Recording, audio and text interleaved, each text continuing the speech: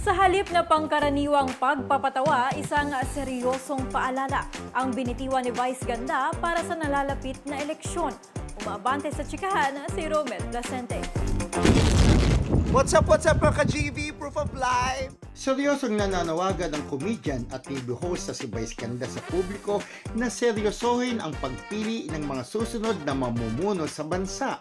Sa isang episode kasi na It's Showtime kamakailan, sinabi ni Vice na dapat iluklok sa Kongreso ang mga may alam sa paggawa ng batas at hindi yung sa pamimigay lang ng ayuda. Nagtanong din ang Kabogable Star sa audience kung alin sa tatlong sangay ng pamahalaan ang trabaho ang gumawa ng batas.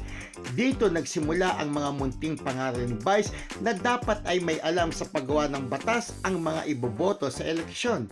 Hindi lingid sa kaalaman ng marami, si Vice ay nag-aral ng political science na isang prilo na kurso.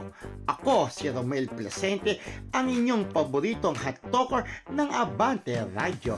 Ito ang balitang mabilis, mabangis at walang mintis.